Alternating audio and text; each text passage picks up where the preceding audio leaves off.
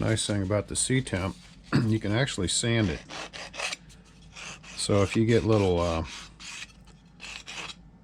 bumps in it, you can always knock those down. You always want to stay a little bit outside the line maybe, so you do have to sand.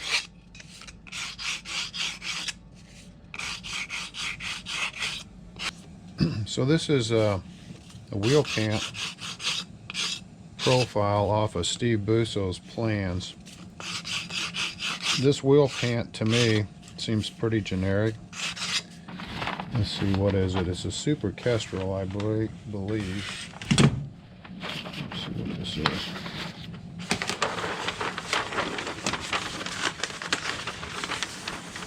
Yeah, Super Kestrel. Design and plans by Steve Busso. 1990, 62-inch length, 45 1/4, area 745. So it's a pretty good size airplane. So I got the profile with the wheel pants. It looks like if I go with the standard width here, it looks like 1 1/4 inches. It's a pretty wide pant, but it gives you plenty of clearance. So we'll go with the stock. We'll go with the 1 1/4 inches.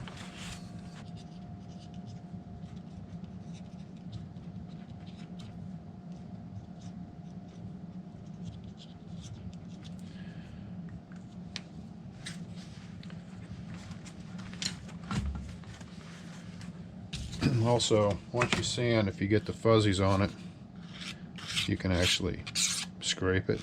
Sort of smooths it out a little bit. Takes the burr off the plastic.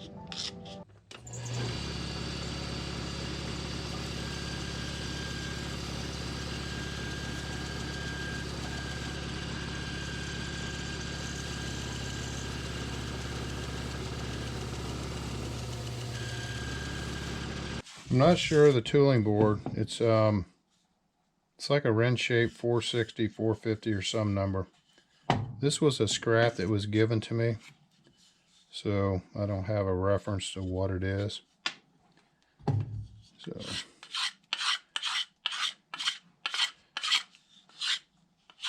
I think it might speed the process up a little bit if I do the bandsaw here. That's a lot of shaving.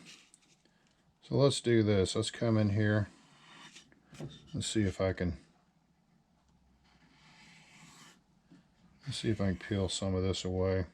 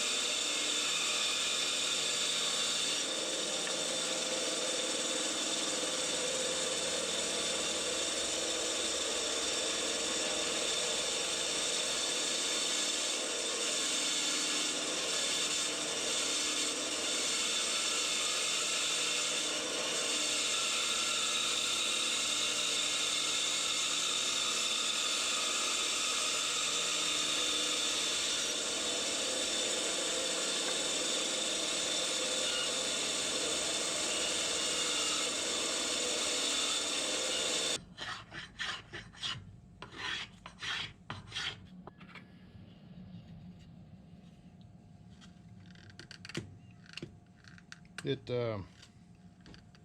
carves about like basswood, you know, except you don't have the grain.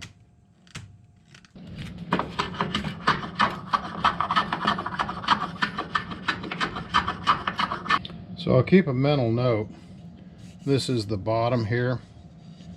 I want a flat spot here where the wheels exit, preferably. And I think the wheel on the plan, it showed like a 1/2 inch, so I'll mark that so that way I've got a reference of where the wheel comes out.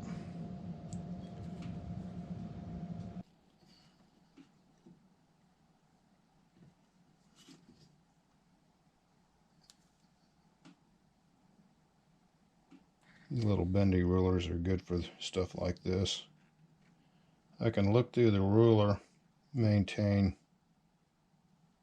parallel.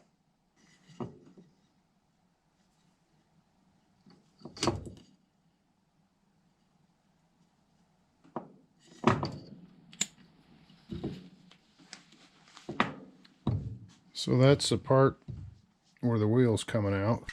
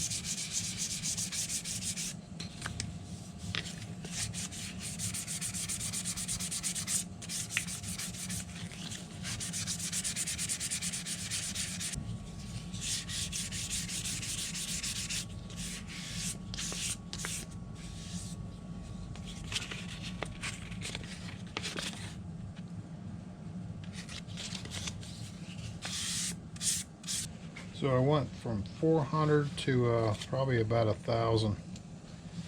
I think it's 1,000. The numbers are missing.